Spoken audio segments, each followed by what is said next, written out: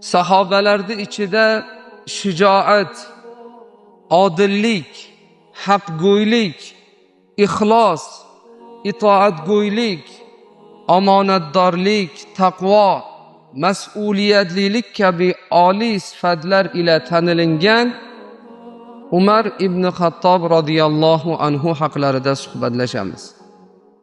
U zotni nasablari Umar ibn Xattob ibn Nufayl ibn Abduluzzo ibn Royah ibn Abdullah ibn Qurt ibn Rozih ibn Adi ibn Ka'b ibn Lu'ay ibn G'olib ibn Quraysh. Ka'b ibn Lu'ayda Payg'ambarimiz sallallohu alayhi va sallam bilan Hazrati Umarning shajaralari tutashadi. Ya'ni katta bobolarida demak Payg'ambar alayhisalom bilan bir avloddan bo'ladilar. Umar ibn Xattob radhiyallohu anhu fil yilini 13-yili Makkada tavallud topganlar. Payg'ambarimiz sallallohu alayhi vasallam fil yilida tavallud topganlar deb o'qiganmiz, ha? Demak Rasululloh sallallohu alayhi vasallamdan 13 yil kichik bo'lganlar. Kunyalari Abu Hafs, laqablari Al-Faruq, Umarul Faruq deymiz, ha? Faruq degani bu haq bilan botilni orasini ajratuvchi degani. Haq bilan botilni orasini ajratuvchi degani. Demak, shu uchun Umarul Faruq deyilgan.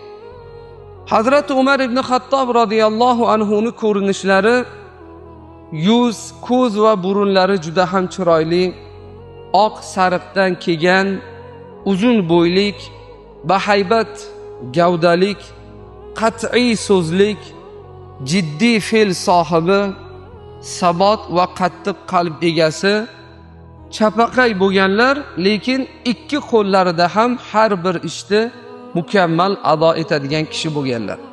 Sochlari siyrak, yursalar juda ham tez yurardilar. Odamlar orasida tursalar, go'yoki odamlar piyoda u kishi bir otliqni ustida turganday bo'lardi. Ya'ni shu darajada gavdali, haybatli zot bo'lgan ekanlar. Umar radhiyallohu anhu din endigina shakllana boshlaganida barcha ibodatini boshqalardan qo'rqib, yashirin amalga oshirib yurgan bir paytda birinchi bo'lib islomni oshkor qilgan inson hisoblanadi.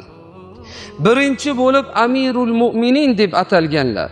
Payg'ambarimiz sollallohu alayhi vasallam Madinaga hijrat qilib borgan kunlaridan boshlab tarixni kitob qilgan, Ramazonda tarovih namozini o'qishlikni, unda Qur'oni Karimni xatm qilishlikni sunnat qilgan, masjidlarga birinchi bo'lib chiroqni joriy qilgan zot hisoblanadilar. Shuning uchun Hazrati Umar ibn Xattob radhiyallohu anhu vafot etganlarida Hazrati Ali radhiyallohu anhu: "Ey Amirul Mu'minin, Alloh qabringizni nurga to'ldirsin. Siz masjidlarda nurga to'ldirganingiz kabi" deb Hazrati Ali haqlariga duo qilganlar. Demak, Hazrati Umar ibn Xattob radhiyallohu anhu 10 ta jannat bashorat berilgan buyuk sahobalardan biri. Xulafoi roshidinlarning ikkinchisi, Payg'ambar alayhisalomning eng suyukli sahobalaridan edilar. Umar radhiyallohu anhu nubuvvatni 5-yilida 33 yoshlarida musulmon bo'lganlar. Islomni qabul qilishlaridan avval Payg'ambarimiz sallallohu alayhi vasallam Imom Termiziyda keladi, shunday duo qilganlar: Allohumma a'izzal islama bi ahabbi hadaini rajulaini ilayka bi Abi Jahlin aw bi Umar ibn al-Xattob.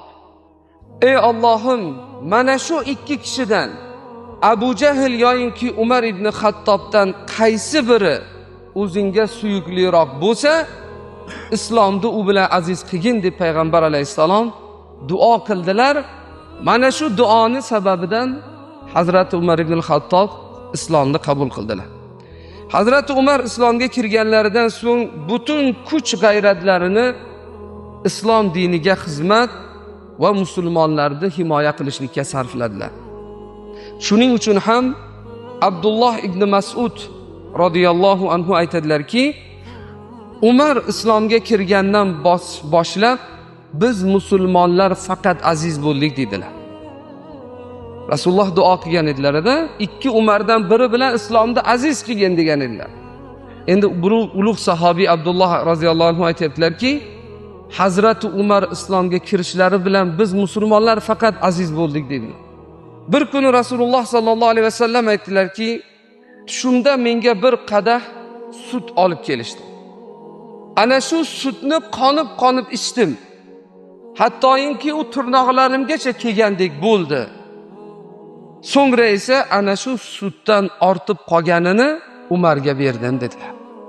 Sahobalar yo Rasululloh, bu tushni nima deb ta'vil qilasiz deganda Rasululloh aytdilarki, ilm deb ta'vil qilaman dedilar.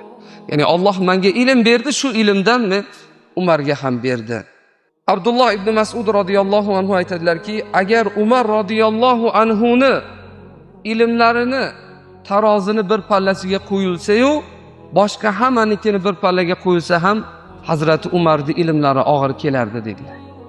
Payg'ambarimiz sollallohu alayhi vasallam Umar radhiyallohu anhu to'g'rilarida shunday deganlar: "Vallazi nafsi biyadihi", jonim qo'lida bo'lgan zotga qasamki deyaptilar.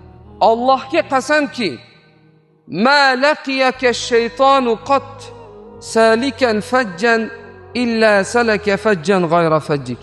Ravahul Imom Buxoriy. Imom Buxoriyda kelgan sahih hadisda payg'ambar alayhisalom aytibdilarki, Allohga qasamki, shayton biror yo'lda ketayotib senga yo'liqsa, seni yo'lingdan boshqa yo'lga yuradi dedilar payg'ambar alayhisalom. Hattoki shayton ham agar Hazrati Umar bilan bir yo'lga kelib qolsa, yo'lini o'zgartirib ketar ekan.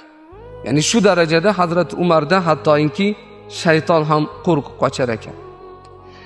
Hazrati Umar radhiyallohu anhu mu'minlarga bosh bo'lgan paytlarida ham rahbar sifatida aholini ta'lim borasida ishlariga eng katta ahamiyat berganlar. U kishi aytadilarki, ilmni o'rganinglar va uni odamlarga o'rgatinglar. Shu bilan birga ilm uchun viqor va sokinlikni ham o'rganing. O'zingiz ta'lim olgan kishiga va ta'lim bergan kishiga nisbatan tavozeli bo'ling.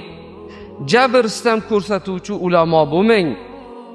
Johilligingiz ilmingizdan ustun bo'lib qolmasin deb Hazrati Umar radhiyallohu anhu nasihat qilar edilar.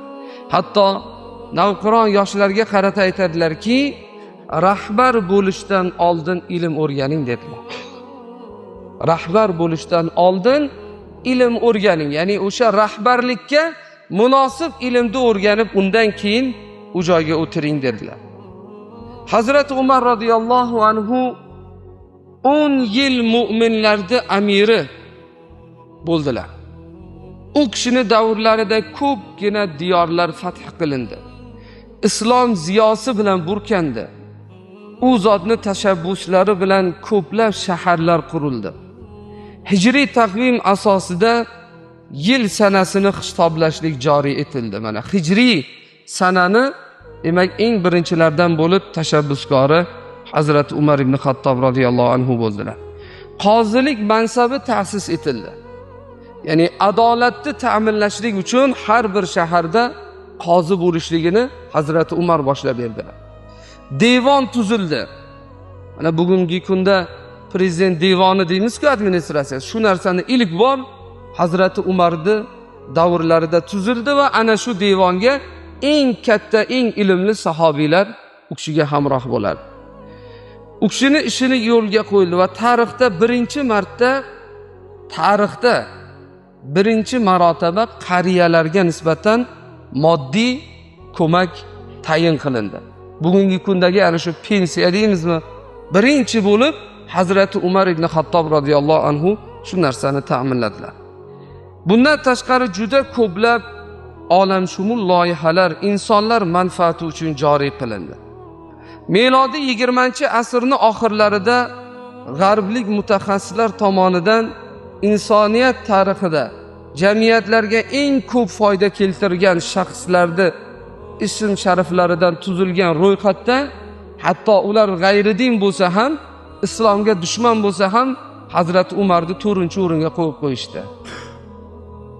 Hazrat Umar radhiyallohu anhu demak rahbarlik paytlarida ham butun xalqni, butun mu'min musulmonlarni manfaati uchun bor imkoniyatlarini sarflab harakat qildilar.